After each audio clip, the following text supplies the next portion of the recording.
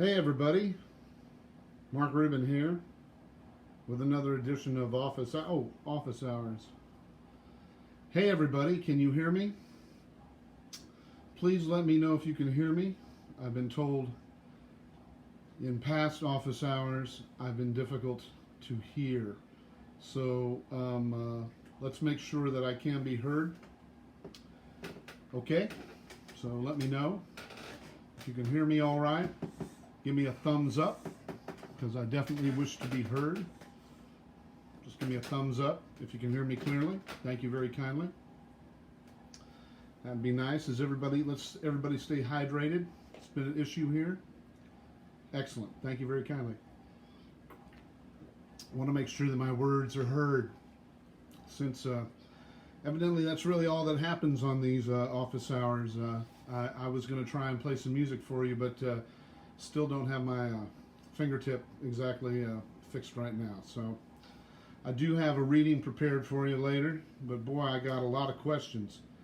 Once again, I didn't think I'd have any questions for this edition, but boy, did I get some questions. Once again, very smart friends asking very challenging questions. I wish folks would ask me light questions like my favorite recipe for,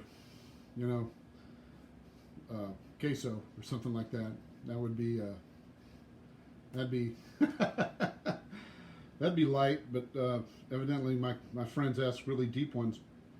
Let me reference the graphic that I used for office hours.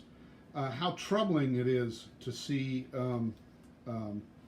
alleged federal officers pointing a gun, a loaded weapon during a protest.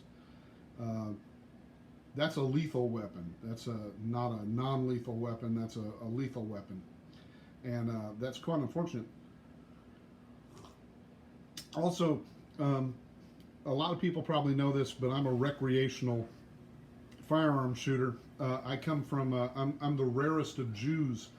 I come from a military family. When my family immigrated here to the United States, rather ironically to avoid being conscripted into the Tsar's army, my family decided that the way to repay this country was to join the armed services. In fact, my grandfather joined the Corps of Engineers in the 30s, and hardly a combat unit, but unfortunately it became a combat unit when he was in the combat engineers in World War II and fought across the Pacific. My father and my uncle followed in his footsteps. My father was a NRA junior champion marksman, and he grew up on a ranch. I remember my grandmother shooting varmints on a regular basis. I was introduced to firearms at a very young age. I tend to be, I left the world of shooting for about 25 years, picked it back up for a multitude of reasons. I'm actually kind of good at it. I'm a better rifleman than I am a pistol shooter, but I have a lot of friends who shoot pistols, and it's fun. We like to make little holes in pieces of paper downrange. That's what we do, and it's fun. I think of myself like a Zen archer. For someone who has a mental dysfunction and a chemical imbalance like I do, it's really a good meditation, kind of a Zen. Take this very dangerous tool and make it do something really important. That's what firearms are to me. They're also an important tool of personal defense in the city of New Orleans, where I am a guy who works in the cash business world, and I'm often walking down places that you can't rely upon, let's say the civic authorities, like the police, which cannot be trusted here in New Orleans necessarily all the time. Maybe protection would be handy if you were carrying around a lot of cash. So that leads to this, to my graphic, is that because of what's going on in places like Portland today, there's a lot of folks who lean on the right side of the political spectrum. They are scared. They are frightened right now. They are frightened little rabbits, and they are clutching their weapons, and they are buying up every piece of ammunition they can. You cannot buy you a piece of ammunition for any kind of handgun right now for love nor money.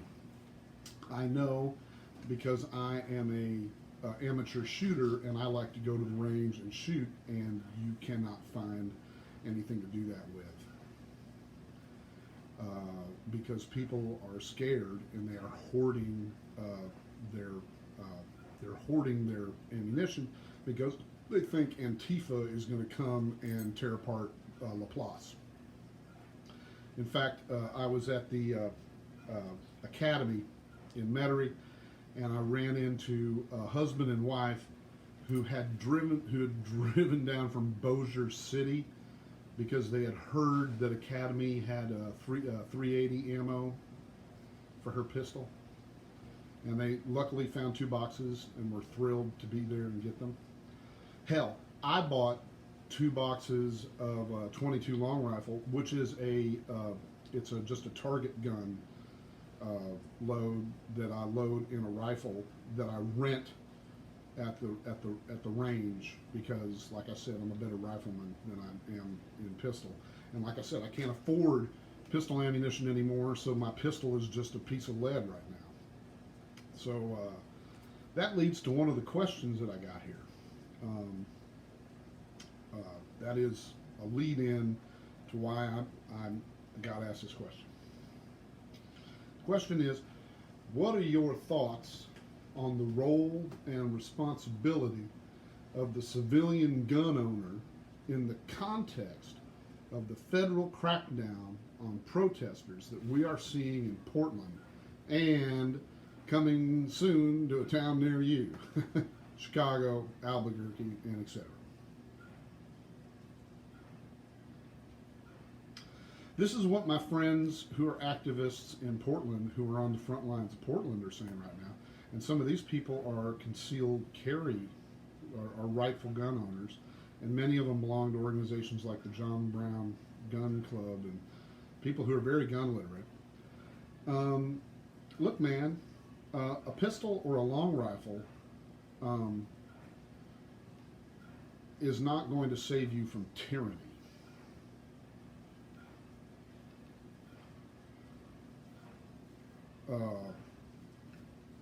In context of the federal crackdown, if you get picked up by one of these guys and you have a pistol or a long gun on your person, that's just going to be another charge. That's going to be a terrorism charge. That's what that's going to be. The role and responsibility of the civilian gun owner in the context of the federal crackdown on protesters is to be a responsible gun owner. The role of the civilian gun owner at all times is to be a responsible gun owner, is to follow all the rules of gun ownership.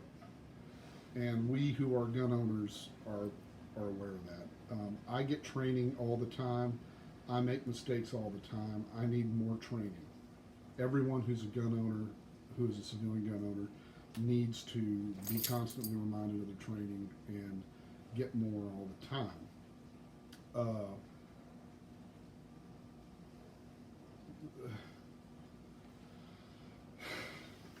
I've been to Yugoslavia. I've been to the former Yugoslavia. I've been to Croatia, and I've been to Serbia. And if you were my age, I'm 54, if you were my age, then you were involved in the Civil War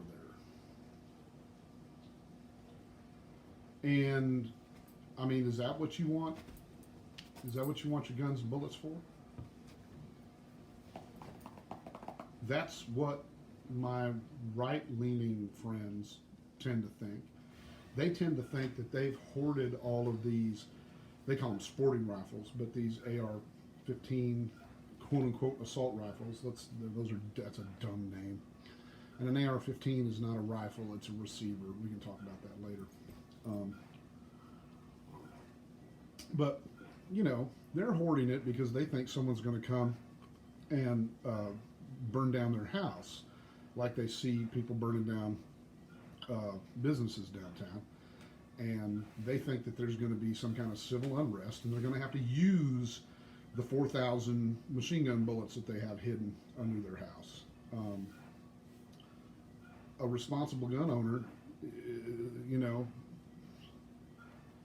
my pistol and my shotgun is not going to do me any good until somebody is beaten down the door.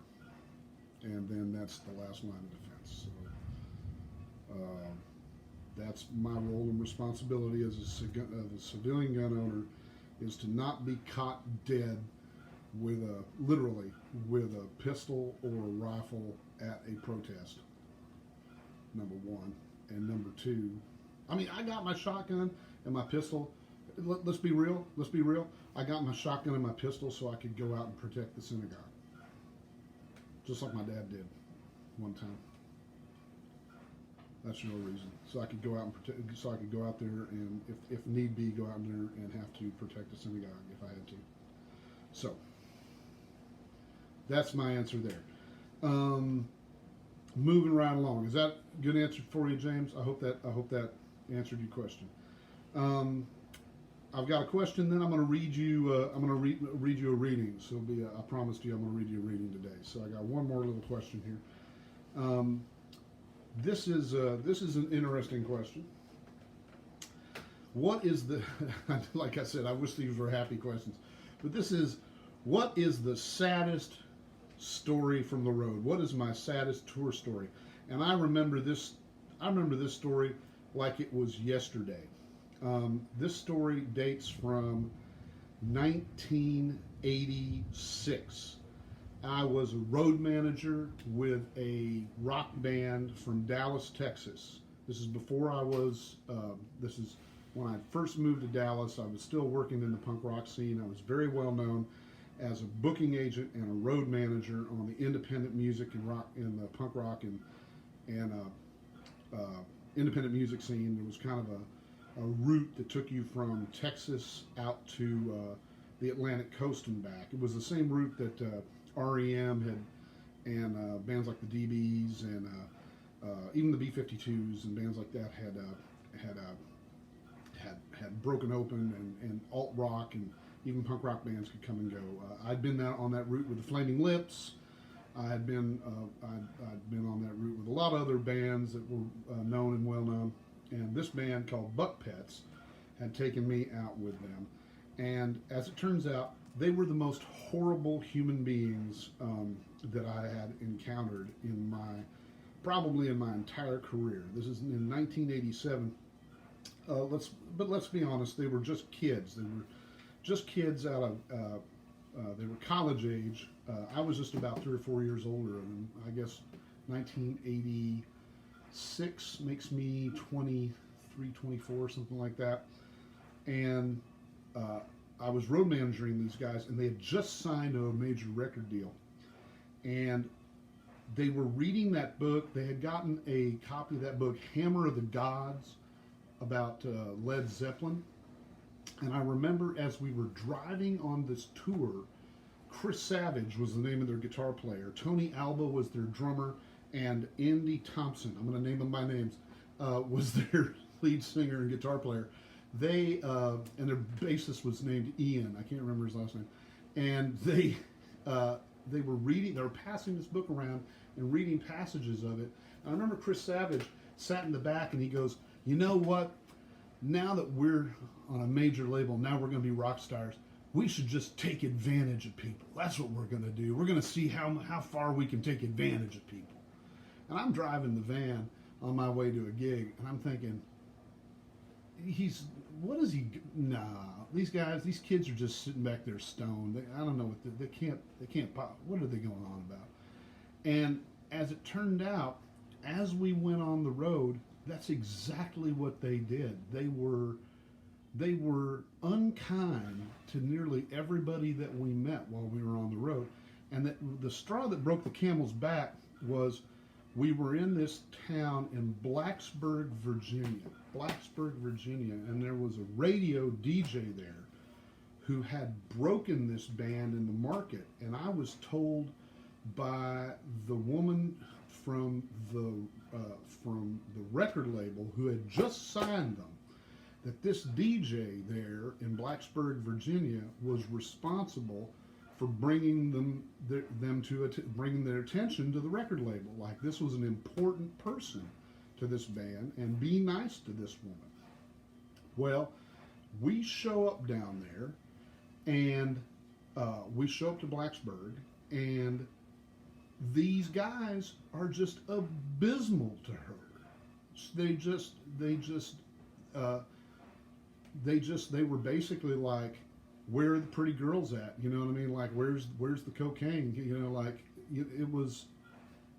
They just treated her so poorly. I'm not going to go into the details. They just treated this poor woman so poorly, and all she was nice to them and was responsible for getting them this record deal. To be frank with you, and they made her cry. And I'll never forget being at this radio station, watching this poor woman crying because she realized that she had gone out on a limb and had been really nice and had worked really hard, and she was this huge fan of this band that she had believed in and put all this time and effort into, and like, you know, how you're a fan, you know what I mean? And then you meet your heroes and they're just complete jagoffs, man. When they're like terrible human beings. And the Buck Pets were terrible, terrible human beings. And I just said, that's it. And since I was the guy who held the money, I remember I peeled out my week's wages and enough for a bus ticket home. I took the envelope of the money that was left and I shoved it in the drummer's stick bag with a note telling them I was done with them, and then I just went back to Dallas. And I never saw any of those guys again.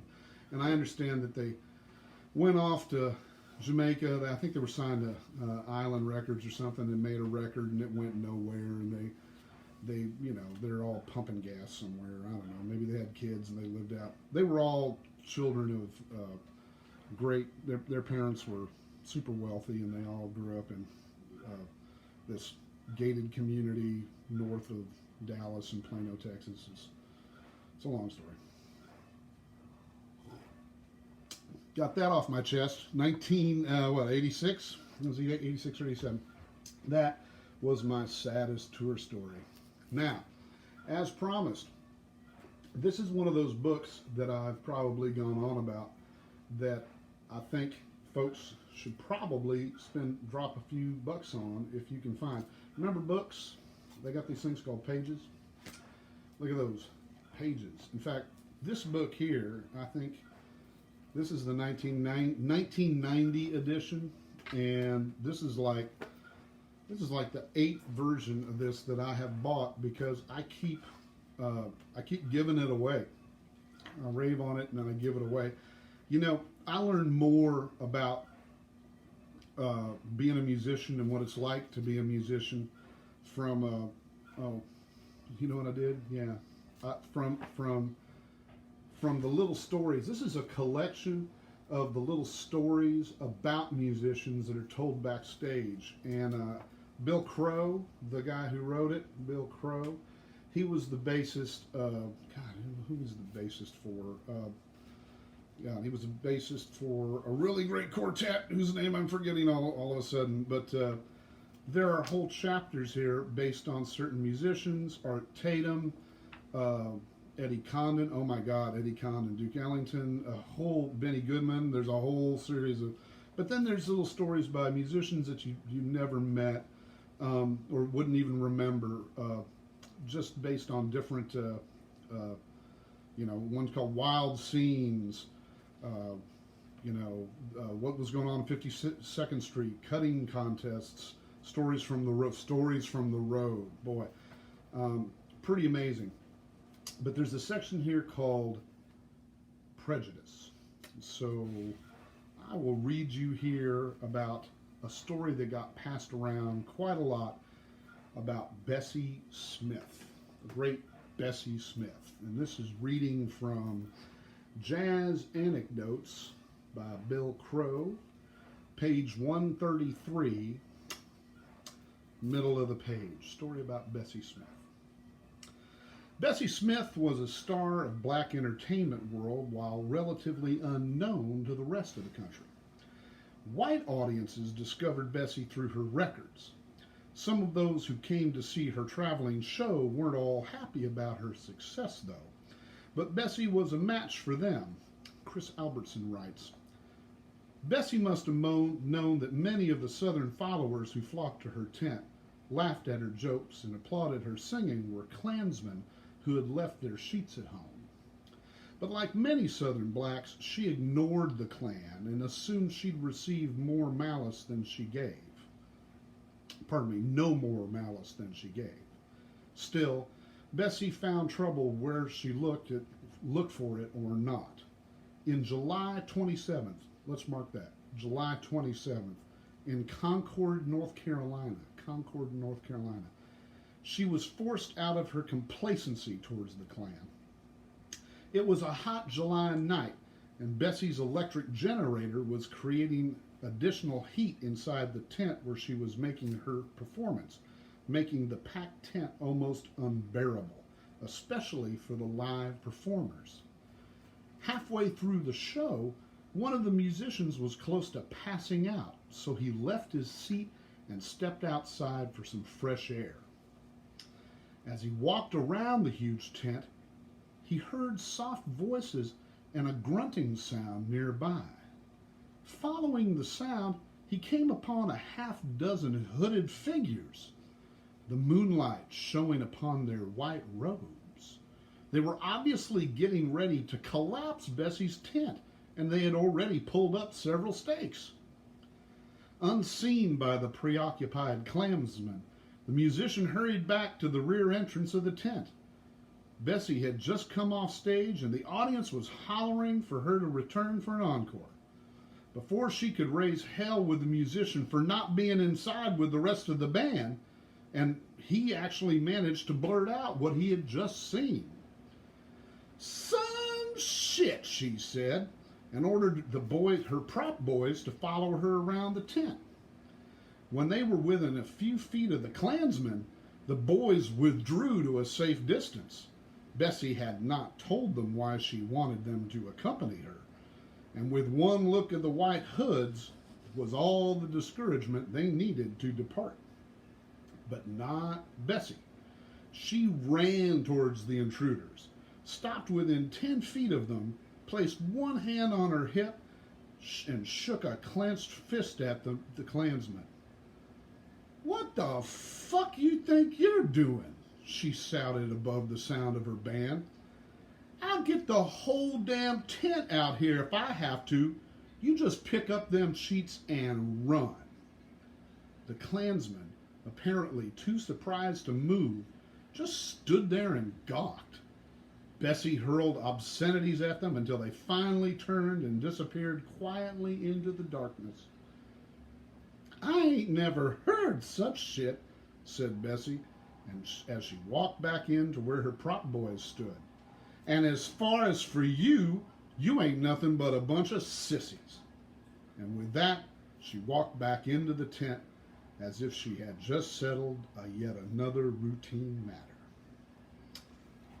Yet another story from Bill Crow's Jazz Anecdotes. Book I strongly recommend you pick up. Oxford Press. Oxford Press. Now, looky here, friends. If you have any questions, especially lighthearted ones, because the rest of them from here on out go a little deep, and please, please, place them in the comment section there. I'd be happy to get to them.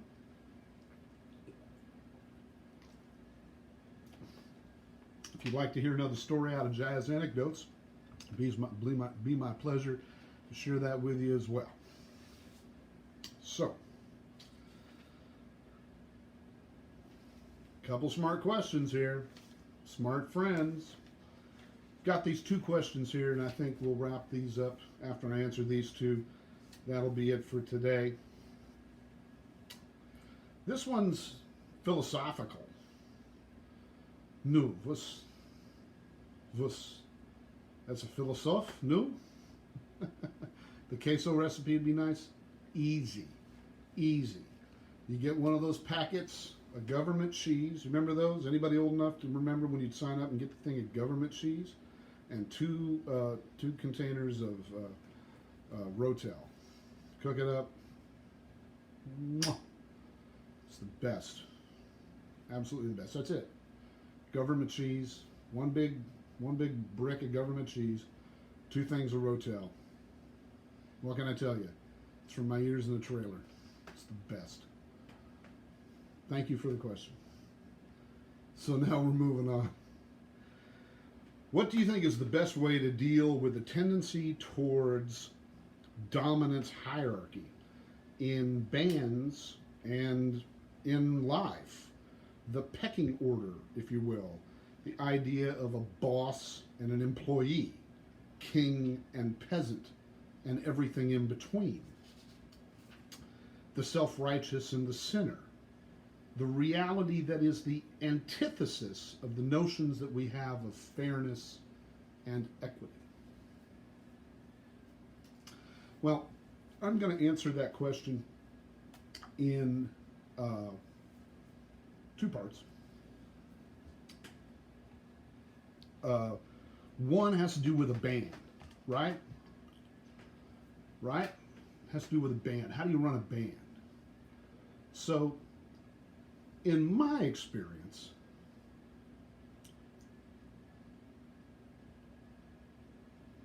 there's a concept that I like to call, putting aside all of these other ideas about dom and sub and master servant and boss employee, right? Putting aside those dynamics for a moment. I like to use this analogy, and I think it's a positive analogy, and it's uplifting. So, this is how I tend to look at it. I like to think of my projects, not just my bands, but my projects, whatever they are, like a protest or a record or a business or whatever it is. I like to think of it the way that I call it a pirate ship, right? Because this may be apocryphal, but it's, from what I understand, that amongst the buccaneers, every man and woman and everything in between, every person who was on that boat, was on those pirate ships, could be the captain. Every one of them could be a captain. And in fact, at some point, possibly every one of them had been. But every one of them knows that for this endeavor to be successful, there has to be one captain. So everyone gets together and agrees that they will serve under this one captain. Everyone makes this agreement because in the heat of battle, having every person to themselves isn't going to work.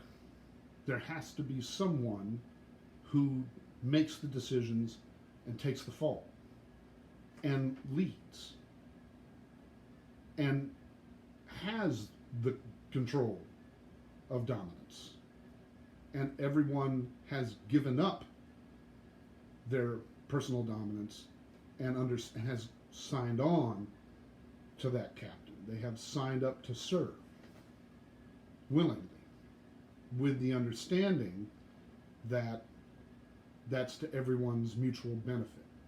So in Texas, over the course of 25 years of playing music, I developed what I called my pirate ship. And I had about 14 different musicians. Each one of them was a musician who had hired me to work for them. And so I would go and work for them, and I would give them 110%. I would do whatever they asked of me, and I'd give them 110%. But then, if I got a gig and I needed what they did well, I would call them up and ask them to come work for me. And if they worked for me and gave me 110%, then I realized that they were a pirate, that they were signing up to fly under my colors. So that dynamic, let me get back to your question here. The best way to deal with this tendency towards a dominant hierarchy. Yes, we have a tendency towards a dominant hierarchy, but it doesn't have to be negative. It doesn't have to be negative. I worked with a musician for years and years and years who was more talented than I was, who was more charismatic than I was, who wrote all the charts, who did all the arrangements, who was the lead instrumentalist. By all rights, they should have been the band leader. But they were uncomfortable with this position, and they said they wanted to be the lieutenant. I want to follow.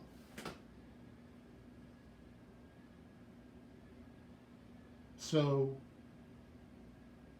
for that kind of personality, the hierarchy is where they thrive. So the question is how do you deal with that? Well, you find the right place where people are working in a positive way. There's another musician that I work with who every time you work with them, no matter what they tell you going into the project, they will immediately make it an utterly egalitarian by committee. Everyone gets the same say. And the thing is that nothing has ever come from any of those projects. Nothing, there has been zero fruition. No recording has been released, no tours, no nothing. Because the committee, it's never come out of committee.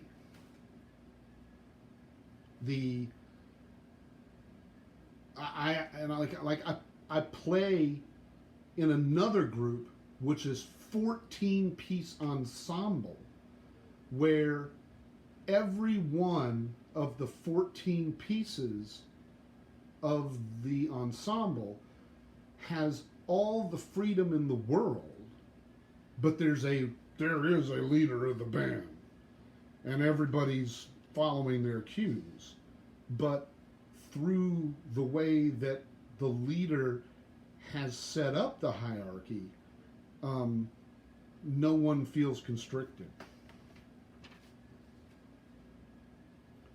And everyone feels that it is fair and that there is equality. I think that's individual and unique. And that it has, I've met people who find freedom, who find freedom in direction. There's an old my family were ranchers. There's a phrase about horses that says she responds well to the bit when we're talking about a horse. In other words, takes direction very well and likes it. It's not for everybody. It's not everybody's idea, but it can happen. And I've seen it work, and I've seen it work with respect and understanding. So if you're using a basis of respect and understanding, I think that's great. Any more questions from the Peanut Gallery before I move on to the next one? By the way, I just want to take a second. These office hours are basically me just talking to an iPad, answering questions that people have sent me via private message. Now, I'm seriously hoping that this is bringing some kind of value to the 600 to 700 people who watch this later. If this is bringing value to you, please do let me know. Or if there's something that you'd rather me be doing, if you'd rather me be playing you a little bit of music, or if you like the readings or something like that, please give me some input, because I feel a little weird just sitting here just blathering at you. I'm kind of famous here in New Orleans for in between set breaks just kind of pontificating, and it's not everybody's cup of tea, but you are still watching, so there is that. Precisely, Mr. Cohen, precisely.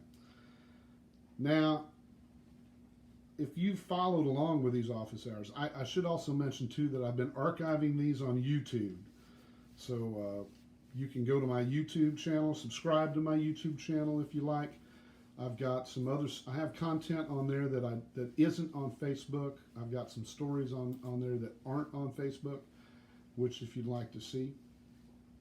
Some of my bloviations, tall tales, and stuff like that. And please do subscribe to that. Hey, and if you are finding value of this, look, I don't know how I'm going to make a living. And I'll put up my Venmo, and if you want to kick a buck or two into there, or if you want to I'll put in my Patreon, $2 or $3 a month from 100 of you would make a big difference in my life. So I'll put that in there too. That's as much as I'm going to say about that. Smart Cookie sent me this number here.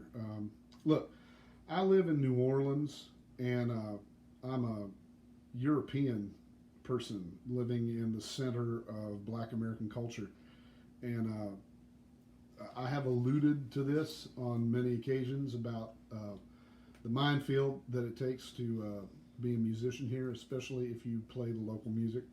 So I've kind of alluded to my opinions about that, but someone's asked me to speak on it, so in a roundabout way. They were talking specifically about their situation, but I'm gonna make this oblique. The question is, in the absence of music industry support, I found work in the past in the tourist industry. At its best, I see traditional artists and craftspeople able to do their thing while getting paid much better than the local economy would pay otherwise, without compromising any integrity. At its worst, it's a gross display of race performance, even when there is real art going on. I can't separate it from the image of a rich outsider making his servants dance and sing for the visiting guests. If we're offended or we refuse, we'll be punished economically. I read somewhere that tourism is colonialism with tips. What's your take on using the tourism industry to survive as a musician?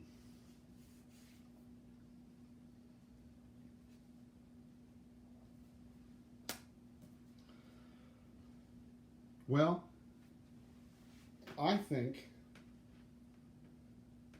anytime you can play music and make a living playing music as a musician, I don't know how there is shame in that game.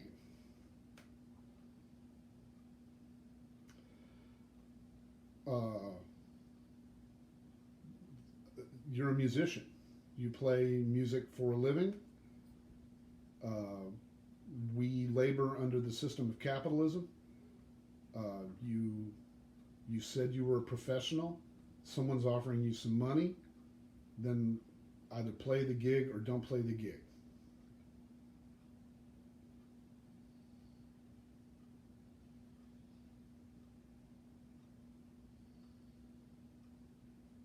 I think it's as simple as that. That's next question.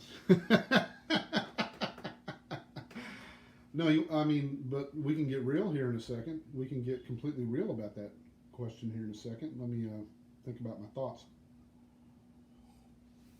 Okay, why did I come to New Orleans to play music? I came to New Orleans to play music because there was a cultural expectation that people wanted to hear a particular kind of music performed live, and that the tourist industry here would support that. In fact, true story, I was in Finland with in a hotel room with Dan Blacksburg, and I got a text that a gig that I did, that I had a regular nightly gig that I had in Austin, Texas, that I was paid no money for, I had lost. They had fired me from a gig that I got paid no money for. And that as I was telling him this, on television in Helsinki was an ad for New Orleans, like a New Orleans tourism board ad. And in that ad were 3 people I knew. And I'm thinking, I don't have that ad budget. I can't compete with that. So, why not, you know what I mean? In other words, if you are a musician and you have that skill set, I studied Black American music for a long, long time. Western swing, the original Texas swing, the music of Bob Wills, and especially the music of Milton Brown, which I've spent 25 years studying, is basically the same repertoire of New Orleans, all pitched up a half step so the fiddlers can play. You just have to learn it in the proper style, is what I learned. And when I moved here, I had to navigate the racial aspects.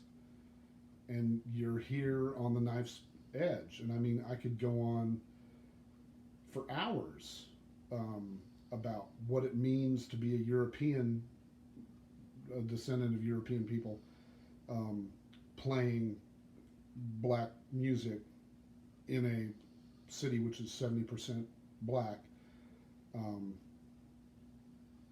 You know what I mean? Yeah, pardon me. Down a half step, Craig. Thank you. From C to B flat. I could talk about I could talk about the inner conflicts left and right, but when I first got here, you know, I spoke.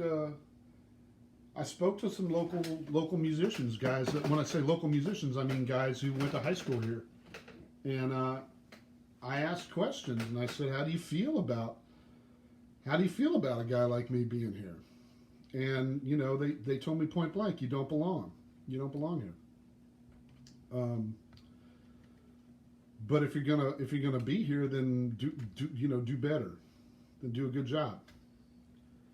You know, if you're gonna, you know, one guy said it this way. He goes, "You don't belong here, but I can't see you being anywhere else."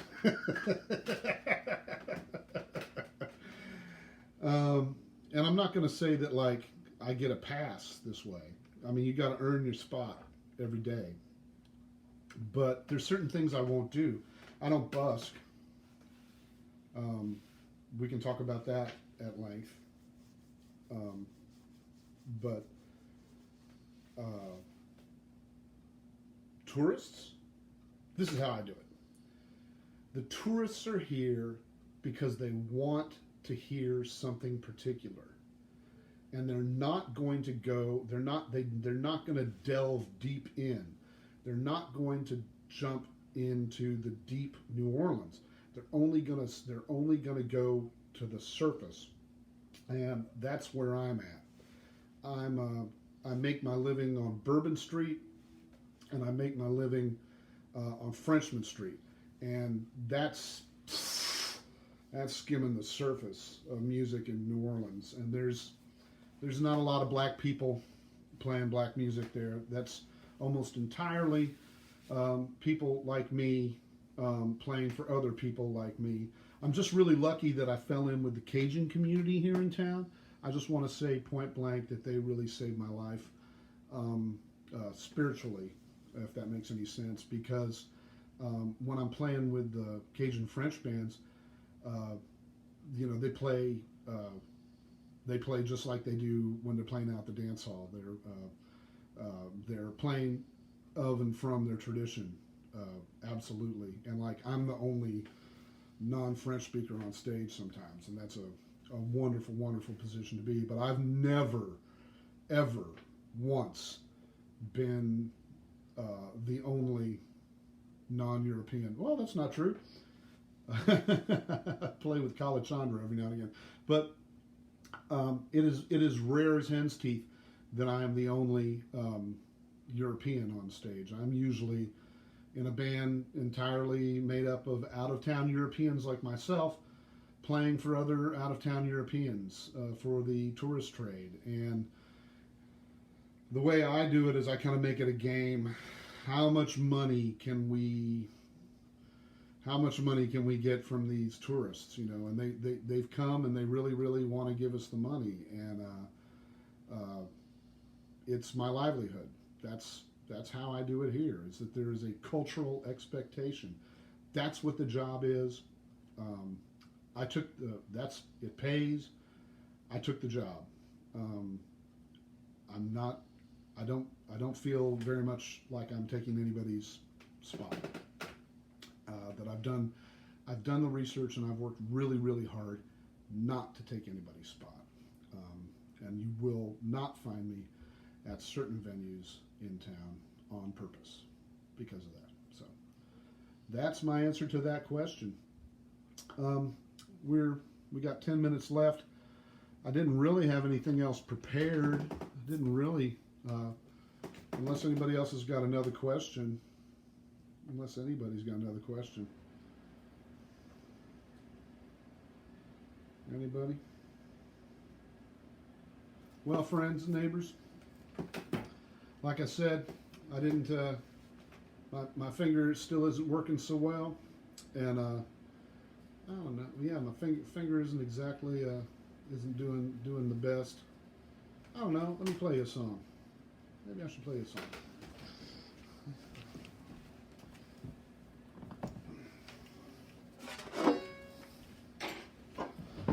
I'm really enjoying this little gold tone banjo they got me here.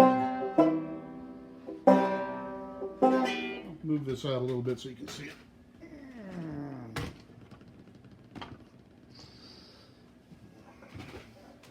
It's a little 7-string banjo. It's got this extra thing down in here.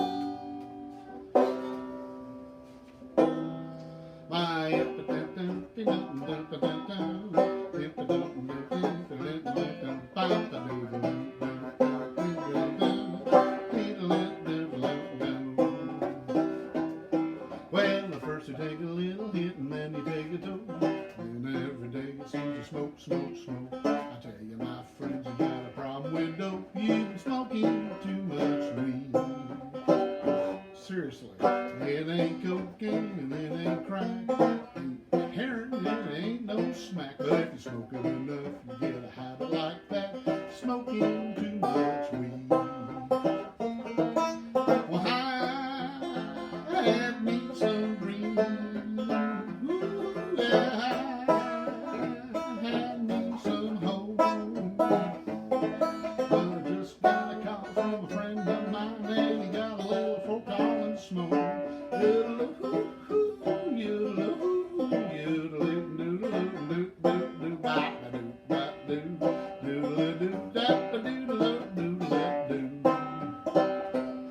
Well, it cures my depression and it cures my pain. It cures depression and it eases my pain. But I'll eat a dozen donuts standing naked in the rain if I'm smoking too much weed. I'm diabetic, that's an issue. Well, don't get heavy, don't get me wrong. You know, I don't much care if you're hitting the bone. Just tonight I can't come along. I'm smoking too much weed. I had me some green. I had me some home. But I just got a call from a dealer friend of mine, and he's got me some smoke. Tell it to me, gotta leave cold liquor with cocaine D. Well, cocaine done killed my buddy Bear.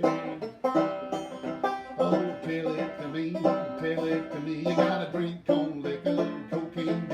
Oh, cocaine done killed my honey bear.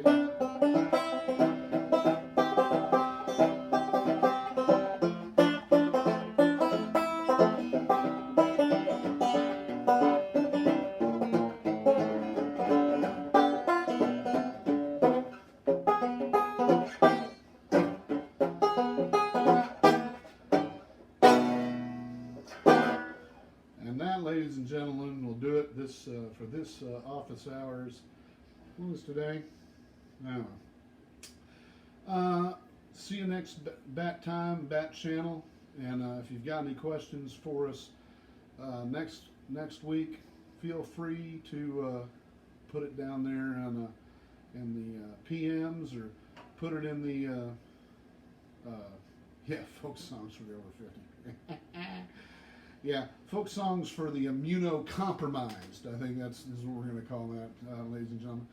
So definitely put it in the comments, or or private message me, however you want to do it. And like I say, we're going to, if you tuned in late, or if you missed any of this, I'm going to go ahead and archive this on Facebook, so you can follow me there. Just look me up. It's Mark Rubin on YouTube. So Facebook and YouTube. So if good Lord's willing and the creek don't rise, we'll see you next week.